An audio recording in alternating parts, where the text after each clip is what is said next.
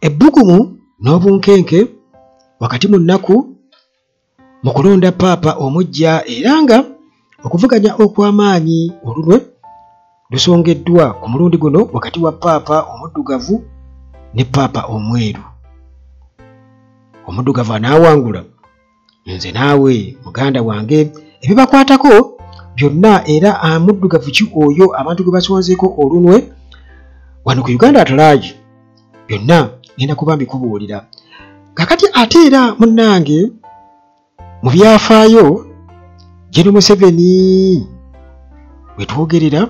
bapaapa basatu bafudde alaba tugenda kulonda paapa waakuna nga General Museveni atunula. Bapaapa basatu bafudde Museveni akalakata Uganda. Waliwo ebadde ngamba nti Museveni asse bapaapa basatu namugana edda ate ekyo kiba tekijja si yabeera abasse naye babaddewo ku mulembe gwe nti anti omuntu wayambala olugoye bw'obayinza okugamba nti gundi akutudde engoye nnya oba jiini nnya nzambadde nenzikutula kati akutudde bapaapa basatu. Nange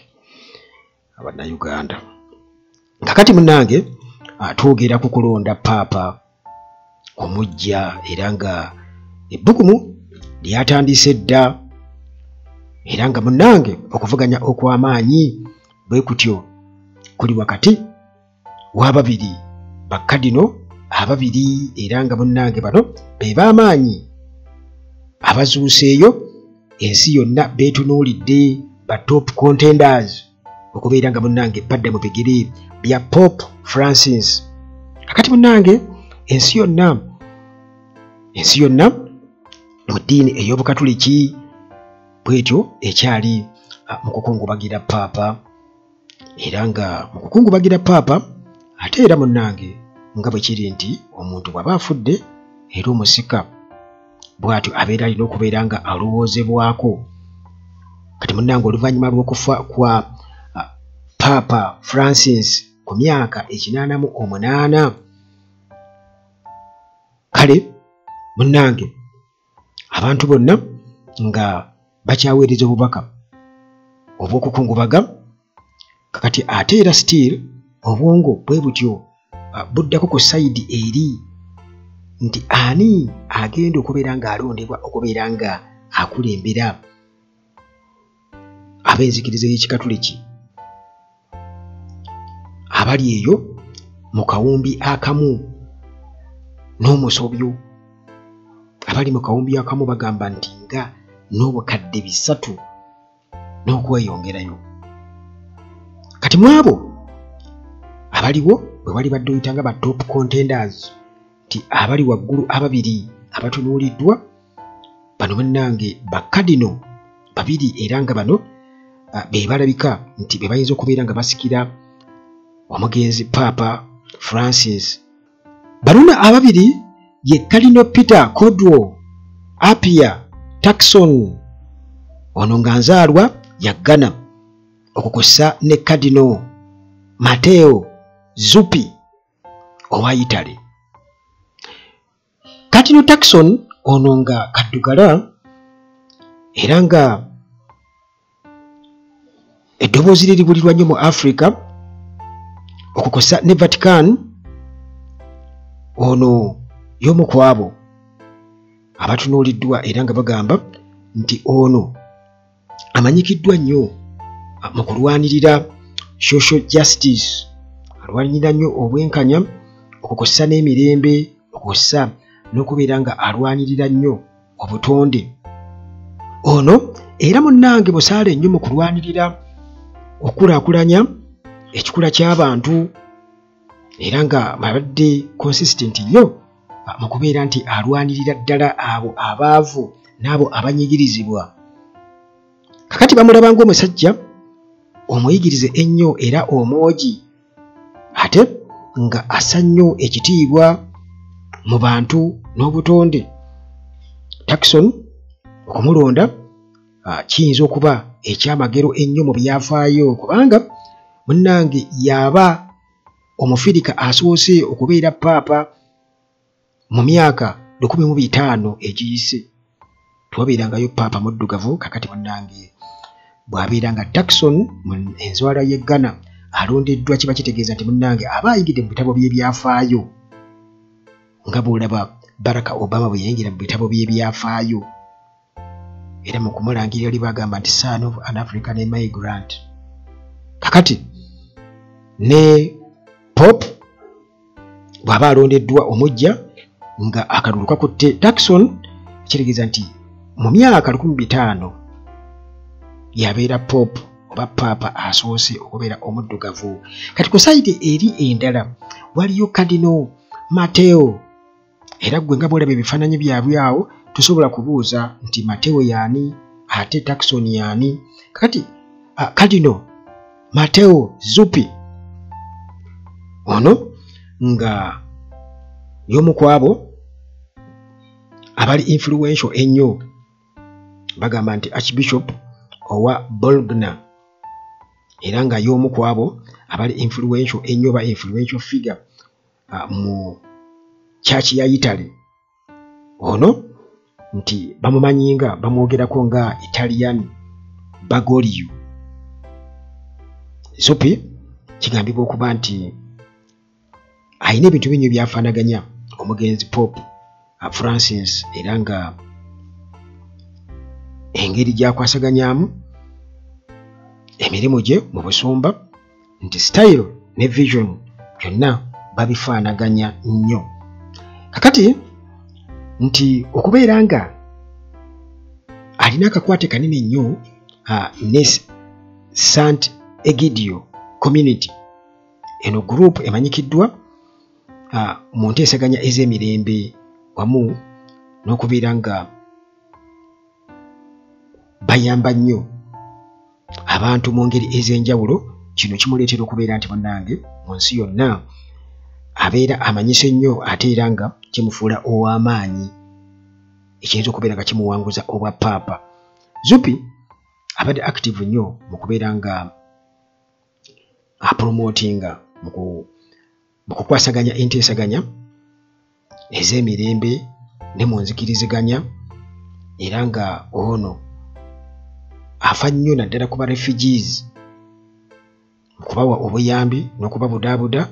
era nga kino kimufuula candidate ow'amaanyi okuba kiri nti munnange chachi ensangi zino efeesinga ebizibu bingi nnyo. Twali badde oyita modern day crises kwegambe ebizibu bingi nnyo okwetoloola ensi, entalo n'ebintu ebirala. Kakati ate munnange Cardinal Zuppi eyo yonna akwatayo nga tradition bweri. Kakati college ey'abakadino bwetyo erina okubeera nga etuula mu kaseera ak'okumpi ennyo, mu kaseera akatali kawala mu kyama olwo batuule munnange mu kye bayita Sistine Chapel okubeera nga balonda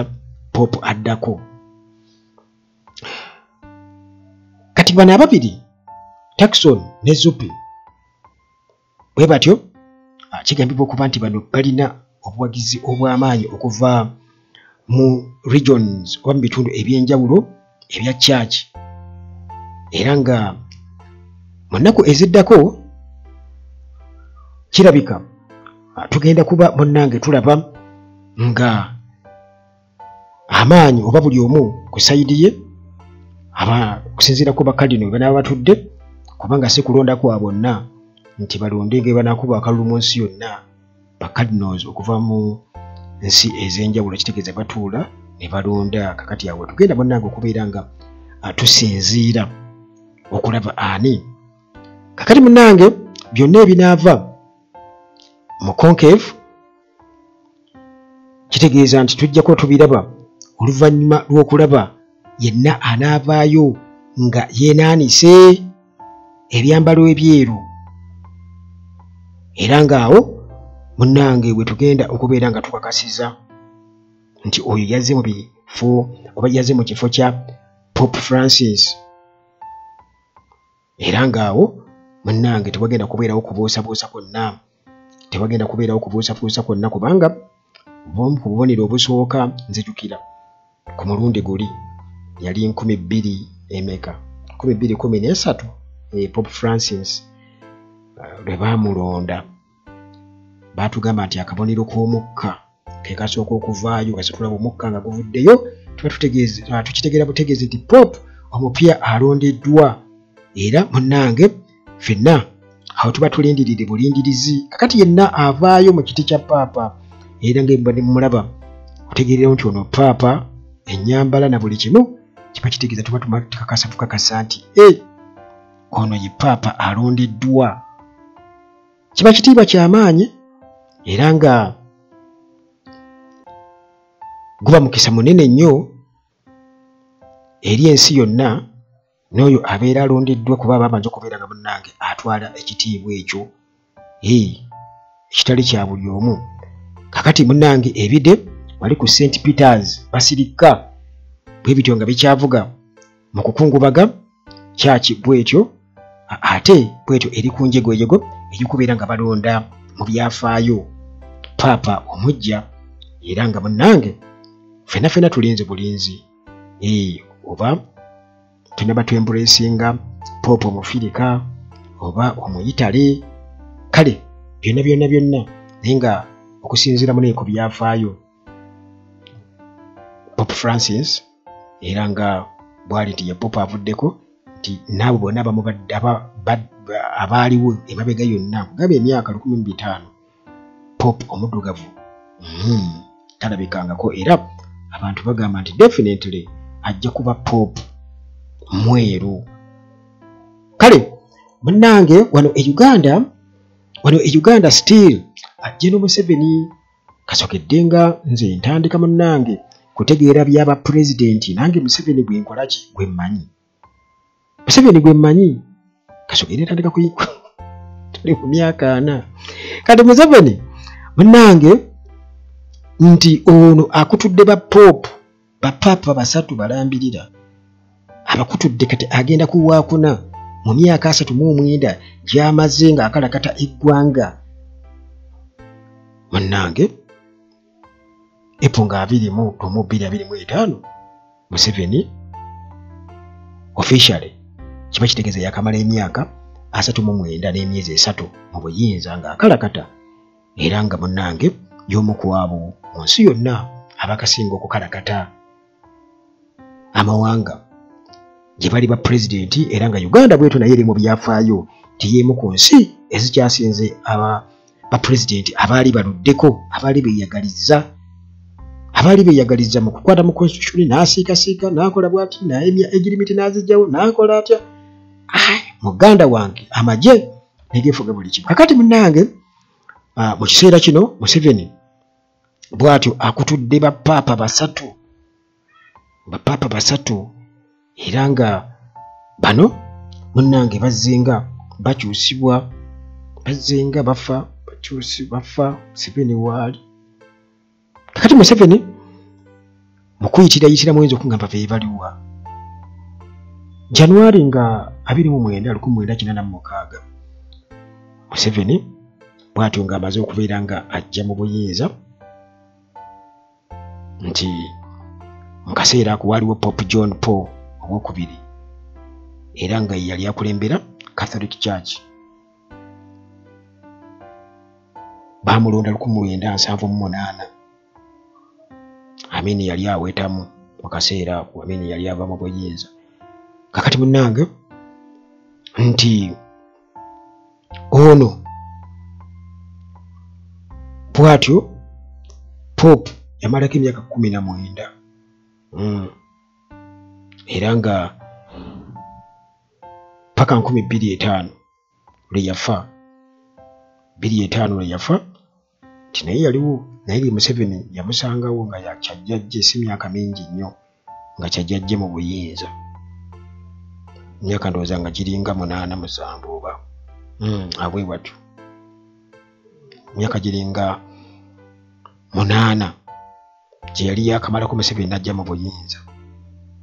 2005 n'afa Museveni nga alaba kakati olwo naddirirwa Pope Benedict 16 era nga munnange ono paka 2013 era mu byafaayo nga tulina okulonda Pope omulala yaliko paka 2013 n'afa. Kakati munnange emyaka 8 Pope Benedict gye yamalako Museveni nga bw'atyo bw'ali era nga akyaliwo akyatuwa vision ze akyatubuulira Africa biki. Munnange Pope Francis n'ajja n'afudde era 2013 naye n'ajja n'aweereza nga paapa. Kakati omwezi guno ogw'omunaana ogwokuna omwezi ogwokuna naku zomwezi nga 2025 mwenne ku myaka 88 Papa Francis n'afa. Eyakafa kati bukungubaga gwe tulimu abo basatu. Kakati munnange oba oli awo gye Museveni bwe tulina okwebuuzaako ani paapa addako atubuulire. Nejjukira nti waliwo Matayo Omulanzi yatugamba nti ye talaba Museveni 2027 tamulaba mu biseera by'omu maaso ekyogerako ate era nalabyeko emabegako awo akatambi nti yali yawaako obunnabbi nti waliwo omukulembeze agenda okufa nga munene nnyo mu nsi yonna yazaalibwa ku 939 ate ng'era Pope Francis yazaalibwa ku 930 yagamba 1936 by the way bali neerabidde naye 1936 gwe mwaka Pope Francis we yazaalibwa. Kakati munnange yafudde siyinza kugamba nti oba kye yayogera kirina akakwate ku kino ekyokufa kwa paapa naye yatuyogera ku kyagino Museveni era mbu kyekyamukwasa newankubadde kati baamuta. Kakati munnange bwe buba paapa abasatu era nga kino Museveni bonna babaddewo ndowooza nga buli afa ayongera kwenywereza mu buyinza oba tetumanyi anyway. Naye nga munnange byebyo sigenda kubeera nga munnange ate ensukkawo wano tulinde ate mu mboozi yaffe eddako wano ku Uganda At Large nga bulijjo akuume